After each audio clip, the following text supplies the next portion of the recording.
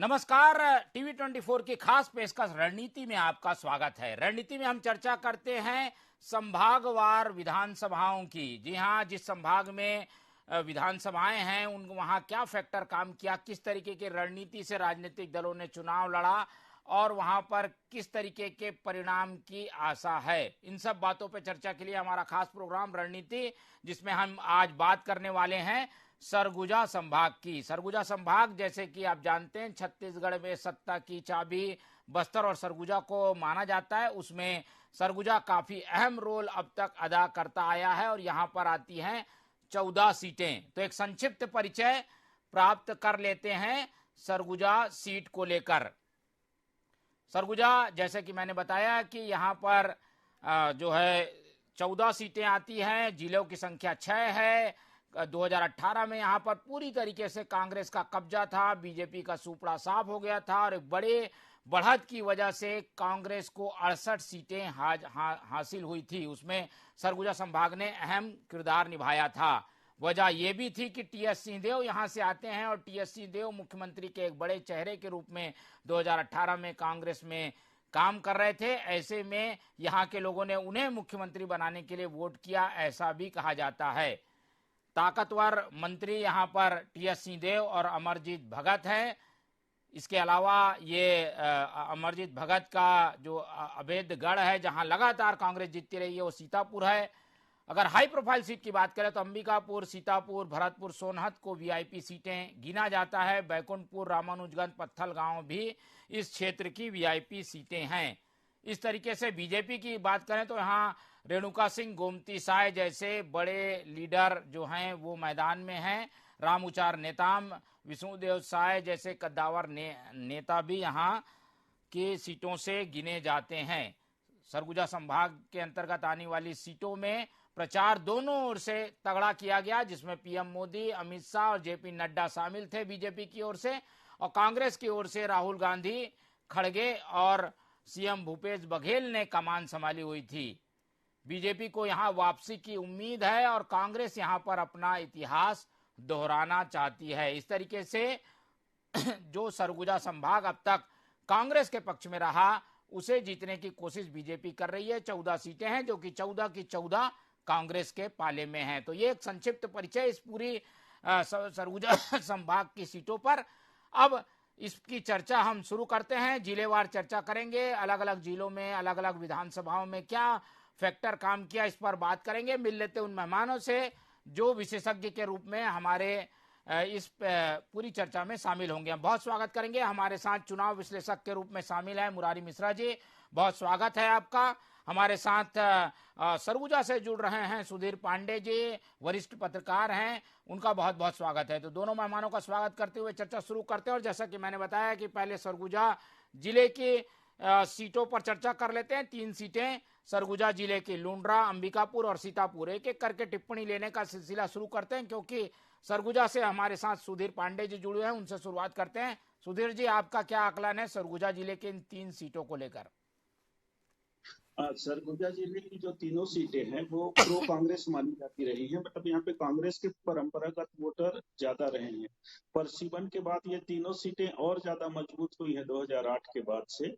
तो बहुत मुश्किल होता है हर बार यहाँ भाजपा को चुनाव जीतना। अब तक का जो चुनावी इतिहास रहा है, 2003 को छोड़ दें अगर हम, तो छत्तीसगढ़ बनने के बाद यहाँ कांग्रेस कभी नहीं जीती है। 2008 से 2008 में जब सरगुजा में लगभग सभी सीटें कांग्रेस की थी, तब से और कांग्रेस लगातार मजबूत होती गई। परसीमन के बाद से उसका वोटों का अंतर लगातार बढ़ते गया है। तो इसलिए माना जाता है कि सरगुजा की जो तीनों सीटें हैं वो प्रो कांग्रेस है और बहुत मुश्किल होता है भाजपा को यहाँ पे मुकाबला करने में या उसको बराबरी पे आने के लिए। बहुत कोई विपरीत लहर चलती है तभी यहाँ पे स्थितियां बदली हैं, अब तक का इतिहास रहा है। सीतापुर विधानसभा एक क्षेत्र ऐसा है जहां आज तक भाजपा या जनसंघ ने अपने चुनाव नहीं लड़ी। वहां पे 2 बार सिर्फ निर्दलीय प्रत्याशियों ने चुनाव जीता है। लगभग यही हालत लुंड्रा की है। लगभग ऐसी कमोबेश स्थिति अंबिकापुर की, जहां ऑप्शनल भाजपा या जनसंघ ने 15 चुनाव जो अब तक हुए हैं 1952 से लेकर के, तब तक यहाँ 1 या 2 मौके ही ऐसे आए जब भाजपा यहाँ पे चुनाव जीती है। तो इसलिए इन तीनों सीटों को परंपरागत रूप से कांग्रेस का गढ़ माना जाता है जी। और तीनों अपने गढ़ को कामयाब रखने में सफल रही हैं, एक आध दो ऑप्शनल स्थिति को छोड़ करके। अभी की स्थिति में क्या देख रहे हैं? वहां पर परिस्थितियां बदली हुई थी, टीएस सिंहदेव पहले की तरह उतने दमदार इस बार सरकार में नजर नहीं आए, उस वजह से भी इन तीनों सीटों में असर तो पड़ा होगा। क्या लगता है, बीजेपी निश्चित यहाँ जीतने का दावा कर रही है, कुछ निश्चित संभावना रूप है? से जो पिछला 5 साल रहा सरगुजा के तीनों सीटों के लिहाज से मतदाताओं के लिए बहुत निराशाजनक रहा। मतलब मतदाता जो उम्मीद कर रहे थे यहाँ पे कि टीएस सिंहदेव जी शायद मुख्यमंत्री बने और यहाँ का क्षेत्र का विकास बहुत तेजी से होगा, ऐसा कुछ नहीं हो पाया, बल्कि जो सत्ता के झगड़े थे वो सरगुजा में पूरी तरीके से जमीन पे दिखाई उतरा दिए। हुआ था और इसका असर यहाँ के विकास कार्यों, यहाँ की राजनीति, यहाँ के दूसरे परिवेश पे पड़ा। इसका संतोष का असर इस चुनाव में निश्चित रूप से देखने पड़ा। यहाँ पे दो ध्रुव बने, एक अमरजीत भगत जी बने जो सीतापुर से विधायक रहे कांग्रेस के और वहाँ कैबिनेट मंत्री रहे, वो भूपेश बघेल के करीबी माने जाते थे। दूसरी ओर टीएस सिंहदेव जी थे जो 5 साल लगभग उपेक्षित से रहे अपनी ही सरकार में, मगर दोनों के खिलाफ असंतोष था। इसकी मूल वजह थी उनकी दोनों की अपनी कार्यप्रणाली। दोनों की कार्यप्रणाली ये थी कि वहां पे जो अमरजीत भगत हो या टीएस सिंहदेव जी हो, उनके जो काम करने के तरीके थे उससे लोग खुश नहीं थे। इसका असर इस चुनाव में देखने को मिला। दोनों कैंडिडेट को काफी मुश्किलें आई, लुंड्रा के कैंडिडेट को भी इस मामले में काफी मुश्किलें का सामना करना पड़ा। अंत तक वो अपने मतदाताओं को मनाने के लिए जूझते रहे और जैसे जैसे संघर्ष बढ़ता गया वो उनको हर एक मतदाता, हर एक समूह तक जाना पड़ा। जो ये माना जाता था कि बड़े कद्दावर लोग हैं, कांग्रेस का गढ़ है, इनका जीतना बहुत आसान है, ऐसा कुछ देखने को नहीं मिला। दोनों को एक ऐसा लगा जैसे पहली बार चुनाव मैदान में उतरने वाले प्रत्याशी को जिस तरीके से हर वर्ग तक पहुंचना पड़ता है, हर वर्ग को समझाना पड़ता है कि वो क्यों चुनाव लड़ रहे हैं और अगला मतलब एक सामान्य कैंडिडेट के तरीके से उनको चुनाव लड़ना पड़ा। ये बहुत महत्वपूर्ण बात थी और इसके लिए मैं ये कहूंगा कि मतदाताओं की जागरूकता भी इसमें बहुत कुछ काम आया कि मतदाता भी जागरूक थे। उन्होंने कोई इंडिकेशन नहीं दिया इन लोगों को, अपनी नाराजगी प्रकट करते रहे। सीतापुर में तो खुल के नाराजगी प्रकट किए लोगों ने, वही हाल अंबिकापुर का रहा, यही हाल लुंड्रा का रहा। तो इस बार स्थितियां थोड़ी बदली हुई सी थी। तो खतरे की घंटी है इन 3 सीटों में कांग्रेस के लिए? जी हाँ, निश्चित रूप से जो कांग्रेस के जो पहले भाजपा समर्थित भी मतदाता होते थे, एक बहुत बड़ा वर्ग वो कांग्रेस को विधानसभा में इसलिए वोट दे देता था कि भाजपा के पास इनके योग्य प्रत्याशी नहीं थे। दूसरा कारण यह रहा कि भाजपा ने सभी नए चेहरे उतारे। नए चेहरे उतारने से उनके प्रति कोई ऐसा एलिगेशन नहीं था जिसके कारण मतदाता उनसे नाराज हो पाते। तो लोगों ने नए चेहरे के प्रति अट्रैक्शन दिखाया। जो उनके ट्रेडिशनल मतदाता थे वो भाजपा के पक्ष में वापस आते गए। इसका फायदा भाजपा को निश्चित रूप से मिला। अब वो कितना मिला, क्या मिला, ये तो 3 तारीख के बाद ही पता चल पाएगा। मगर अब भी ये माना जाता है कि इन तीनों सीट को जीतना भाजपा के लिए आज भी बड़ी चुनौती है, लेकिन एक संभावनाएं बना दी है। संभावनाओं में कितना खरा कौन प्रत्याशी उतरता है ये वक्त बताएगा, लेकिन जो है यहाँ पर संभावनाएं अच्छी दिख रही है बीजेपी के लिए, ये कहना है सुधीर पांडे जी का। मुरारी मिश्रा जी का क्या आकलन है? 3 सीटें काफी महत्वपूर्ण, 2 सीटें, एक तो अंबिकापुर टीएस सिंहदेव, दूसरा सीतापुर। सब सुनना चाहते हैं इन दोनों मंत्रियों के बारे में, आखिर आकलन क्या है मुरारी जी आपका? देखिए राम जी, चैनल के सभी दर्शकों को मेरा राम राम। इस बार सरगुजा की इन जो 3 सीटें हैं इनमें पूरा माहौल बदला हुआ मेरे को लगता है। पूरा इतिहास के बारे में पांडे जी बड़ा अच्छा बताया, लेकिन मैं आपको ये बताना चाहूंगा कि यहाँ पे भारतीय जनता पार्टी का जो शीर्षस्थ नेतृत्व है सरगुजा का, वो पूरी तरह से टीएस बाबा के हाथों में खेलता रहा है या उनसे साठगांठ करके चलता रहा, ऐसा आरोप खुलेआम भारतीय जनता पार्टी के कार्यकर्ता लगाते हैं। और ये स्थिति मैदान में भी देखने को मिलती है मोहन जी। लेकिन 5 साल में ऐसा क्या हुआ कि जो सरगुजा का ये जो गढ़ था कांग्रेस का, ऐसा कैसे कमजोर हो गया? उसका कारण बहुत बड़ा ये है कि टीएस बाबा और अमरजीत भगत दोनों दो धुरी के नेता बन गए। भूपेश बघेल जी के ऊपर ये आरोप है कि वो टीएस बाबा को लगातार 5 साल कमजोर किए।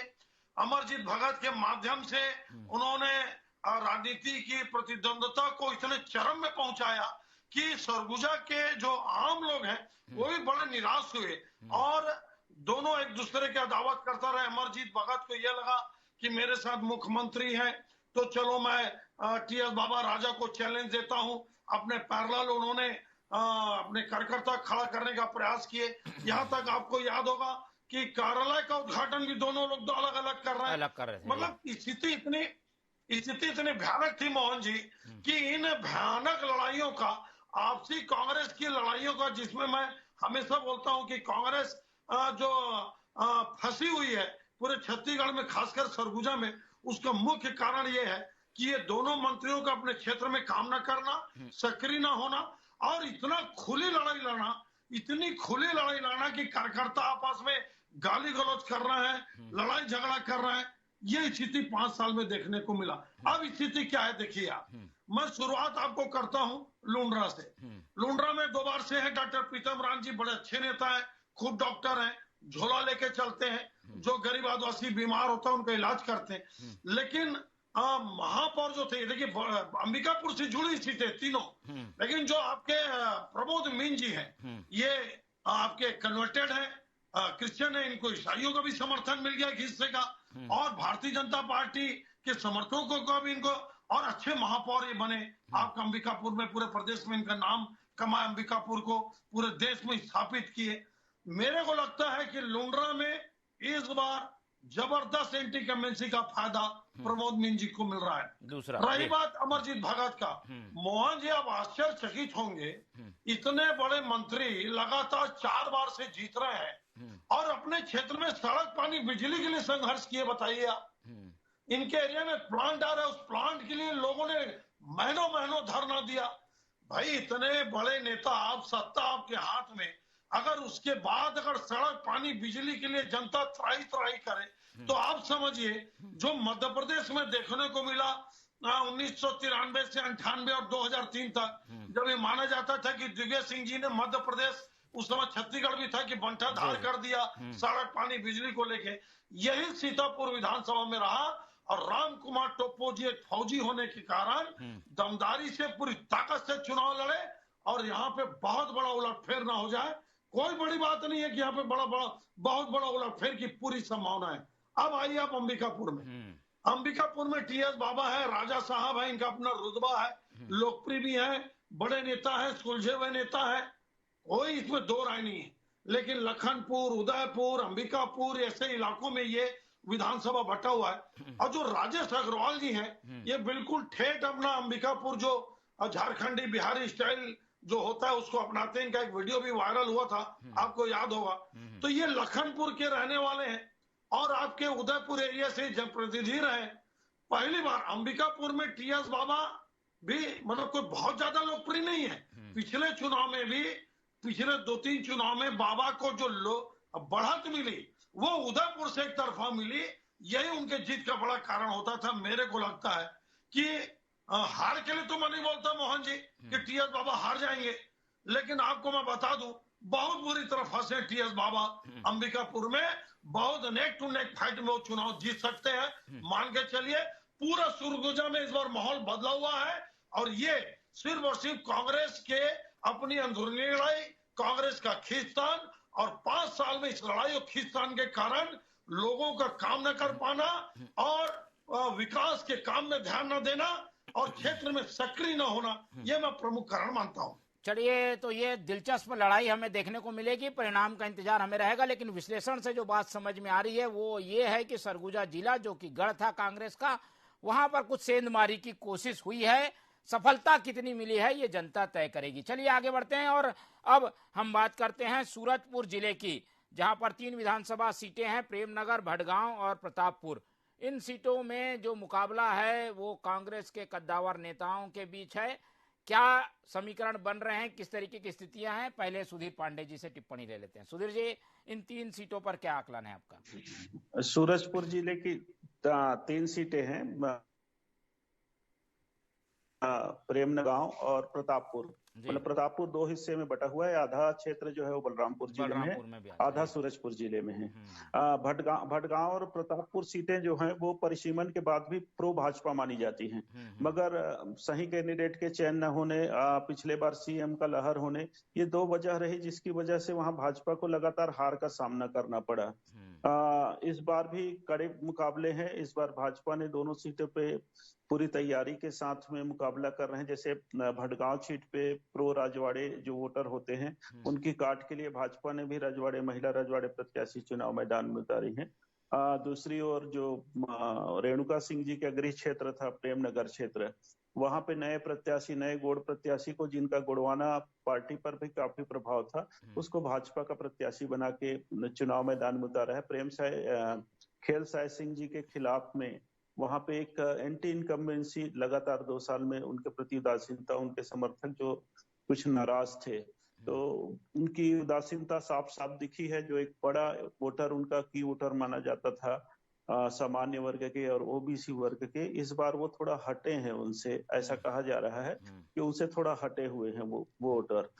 दूसरी ओर वो गोड़ वोटों पे काफी ज्यादा प्रभाव रखते हैं, मगर जो गोड़वाना पार्टी के वोट हैं, जो 20-22 हजार के करीब वोटे हैं, 20 से 28 हजार के करीब प्रेमनगर क्षेत्र में, उनका जो नए प्रत्याशी हैं भाजपा के बुलंद सिंह मरावी, उन पर काफी प्रभाव माना जाता है। इसलिए बहुत रोचक मुकाबला हो गया है।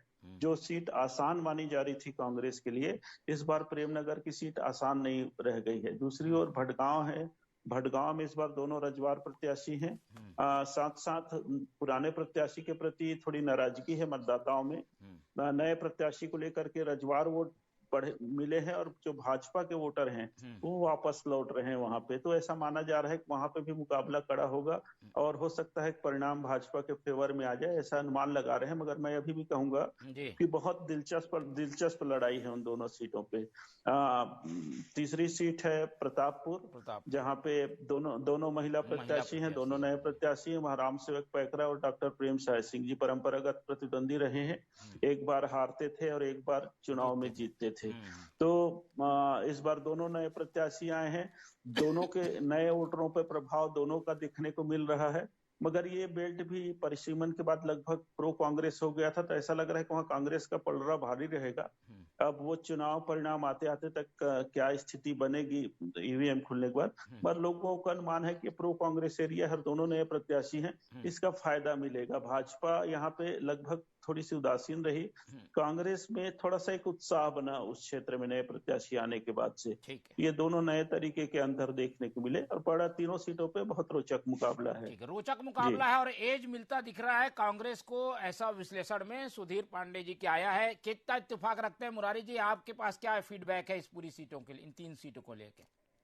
देखिए मोहन जी, जैसे कि मैं अभी बताया आपको, कांग्रेस इस लड़ाई में 18 के मुकाबले कमजोर इसलिए है क्योंकि टीएस बाबा का जो फैक्टर है कि पिछले चुनाव में टीएस बाबा को सीएम बनाने के लिए सरगुजा के लोग काफी संख्या में वोट किए, कि उनको ऐसा लग रहा था कि सरगुजा से हमारा प्रदेश का मुख्यमंत्री मिलेगा, हमारा मुखिया मिलेगा। तो पहले ही लड़ाई में इन 5 सालों में टीएस बाबा का सीएम ना बनना और लड़ाई में खींचतान होना, और इस चुनाव में टीएस बाबा का उतना मुखर होके, उतना सक्रियता से फाइट में कांग्रेसियों के लिए काम न करना, उतना ध्यान नहीं देना, तो मान के चलिए सबसे बड़ा कारण तो 18 और 2023 के बीच में यही है कि टीएस बाबा का सीएम न बन पाना और क्षेत्र में उदासी का फैलना। अब जैसे ये 3 सीट है, 3 सीट में प्रेमनगर, खेल साय जी बहुत बड़े नेता है, कई बार के एमएलए हैं, सांसद हैं, चूंकि बुजुर्ग भी हो गए हैं, लगता था कि उनकी बेटी को टिकट मिलेगा, शायद उनको ना मिले, और ये कारण है मोहन जी, एक उम्र के कारण और वही चेहरा। मैं हमेशा इस बात को बोलता हूं मोहन जी, इस बार 2023 के चुनाव में बड़े चेहरे के लिए बहुत ही वाटरलू साबित होगा। बड़े चेहरे छत्तीसगढ़ में कांग्रेस में ज्यादा, भाजपा में कम, बड़े चेहरे पूरी तरह से फंसे हुए हैं। उसमें ये प्रेमनगर में प्रेम साय सिंह भी फंस गए, और जो आपके भारतीय जनता पार्टी के जो नए प्रत्याशी है, जो जिला पंचायत सदस्य है, बड़ा शानदार चुनाव लड़े।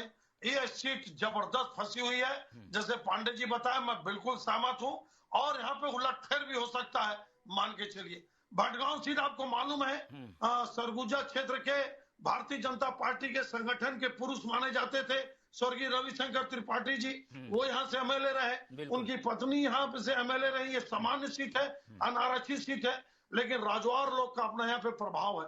पिछला चुनाव लहर होने के बाद भी रजनी त्रिपाठी जी को बहुत ज्यादा वोट से चुनाव नहीं हारी थी।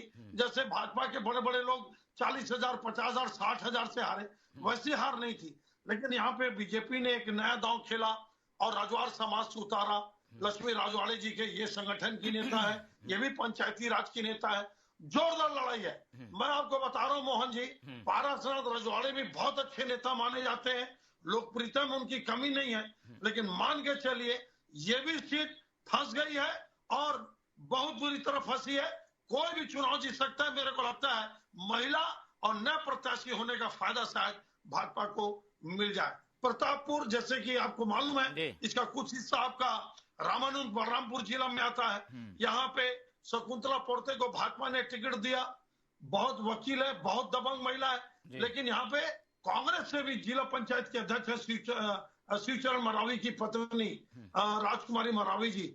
शुरू में तो ऐसा लग रहा था मोहन जी कि लगता है शकुंतला पोर्ते बहुत आगे निकल जाएंगी और उनकी जीत सुनिश्चित हो जाएगी, लेकिन इतना शानदार कम बैक करी कांग्रेस पार्टी के प्रत्याशी ने। बड़ा जोरदार चुनाव लड़ा, नेक टू नेक फाइट है। लेकिन एक तरफ कांग्रेस की प्रत्याशी के पति बड़े नेता है, दूसरी तरफ ये जो शकुंतला पोर्ते है, ये खुद भी वकील है, पढ़ी लिखी आदिवासी महिला है और संगठन से जुड़ी महिला है। अगर देखा जाए तो प्रत्याशी के रूप में शकुंतला पोर्ते भारी लगती है, लेकिन पति इतने मजबूत नेता शिवचरण मरावी जी, कांग्रेस के जो प्रत्याशी की पति है। बड़ा जोरदार रोचक चुनाव है, बेहतरीन चुनाव आएगा। सरगुजा में कांग्रेस को अच्छा खासा नुकसान देखने को मिल सकता है। मोहन जी, आप इस बात को देखिएगा, 3 तारीख को बाकी रिजल्ट बताएगा। ये तो मेरा आकलन है जो आपके सामने मैं रखा हूँ दर्शकों के। ठीक है, चलिए समय कम है, अब बलरामपुर की चर्चा कर लेते हैं। 2 सीट है यहाँ पर बलरामपुर में, रामानुजगंज और सामरी। इन दोनों सीटों को लेकर जल्दी जल्दी हम टिप्पणी ले लेते हैं, आधे घंटे का हमारा समय भी खत्म होगा फिर। तो बलरामपुर काफी अहम सीट, रामानुजगंज जहां पर राम विचार नेताम के सामने डॉक्टर अजय तिर्की, सामरी में विजय पैकरा और उदेश्वरी पैकरा के बीच मुकाबला। दोनों सीटों को लेकर क्या आकलन है पांडे जी आपका? रामानुजगंज सीट पूर्व मंत्री राम विचार नेताम यहाँ से 5 बार लगातार चुनाव जीत चुके हैं। एक बार चुनाव हारे हैं, अच्छा ये 7वीं बार वो चुनाव मैदान में है।